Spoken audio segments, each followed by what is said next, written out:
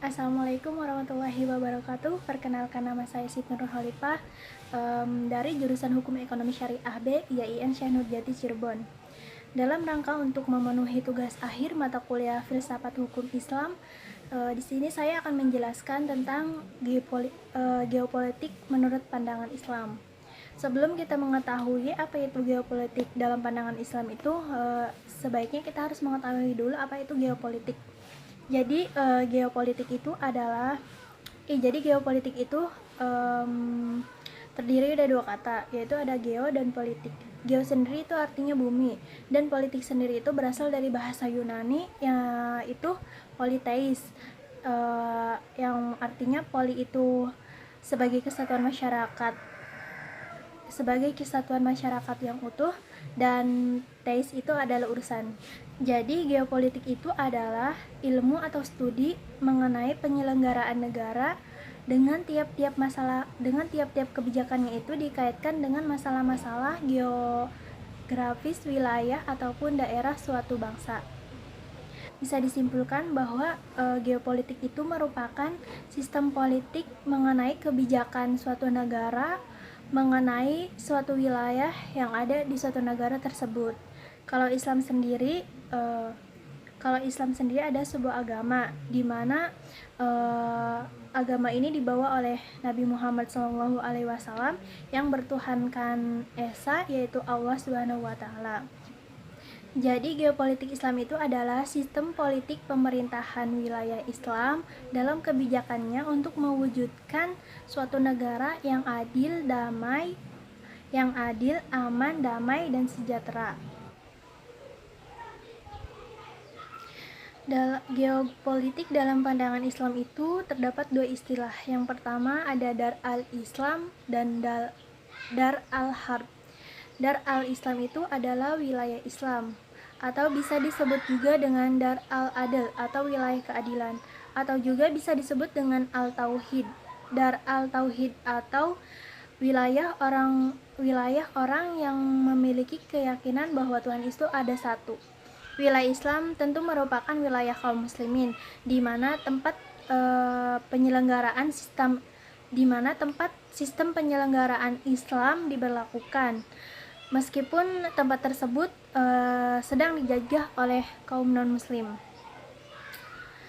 Dalam pengertian ini terlihat perbedaan antara kaum muslimin yang keberadaan dan jumlahnya benar-benar mengakui keberadaan wilayah, dan jumlahnya benar-benar mengungkapkan ide tentang kepemilikan wilayah atau al-malkiyah li al-muslim. Meskipun pemimpinnya juga itu merupakan non-muslim. Ulama mazhab Hanafi memberi tekanan yang sangat spesifik dalam keamanan mereka. Jadi menurut mereka, bukti bahwa kaum muslimin berada dalam wilayah Dar al-Islam yaitu ketika mereka aman dan merasa tidak takut karena agama mereka. Bagi mazhab ini murni soal tentang keamanan dan perlindungan, bukan soal Islam ataupun kufur. Yang kedua yaitu ada Dar al-Harb atau wilayah perang. Bisa disebut juga Dar al-Syirk atau wilayah politeisme, lawan kata dari Dar al-Islam. Pada umumnya ulama berpendapat bahwa suatu negara yang menjadi Dar al-Harb itu adalah negara yang sistem pemerintah dan pemerintahannya itu tidak Islami. Akan tetapi sebutan ini bukan bergantung pada suatu jenis penduduknya, melainkan dari sistem hukum dan politiknya. Jadi sebutan Dar al-Harb ini, meskipun suatu negara itu mayoritas beragama Islam, tetapi dalam sistem hukum dan politiknya itu tidak secara Islami, maka disitulah bisa dikatakan wilayah tersebut merupakan wilayah Dar al-Harb. Menurut mazhab Hanafi, berbeda dengan Dar al-Islam, Dar al-Harb adalah suatu negara di mana kaum muslimin itu tidak dilindungi, merasa takut merasa tidak aman, tidak damai. Jadi eksistensi dari Dar al-Harb itu tidak bergantung pada keadaan perang ataupun fraksi yang saling berlawanan.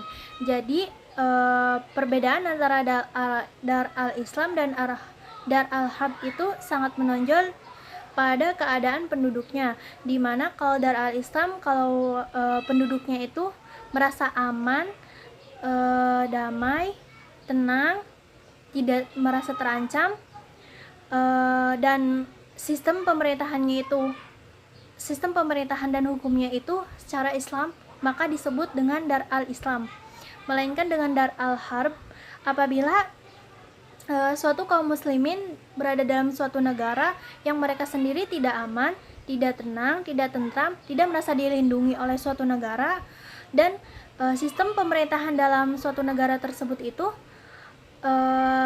tidak secara Islam atau dengan menggunakan sistem yang lain, meskipun suatu negara tersebut itu dikatakan mayoritas Islam, dan itulah disebut dan itu termasuk ke dalam wilayah Dar al-Harb. Itulah penjelasan tentang geopolitik menurut pandangan Islam yang saya jelaskan tadi. Semoga memberikan sedikit wawasan bagi yang menonton ini. Terima kasih, mohon maaf apabila banyak kekurangan. Wassalamualaikum warahmatullahi wabarakatuh.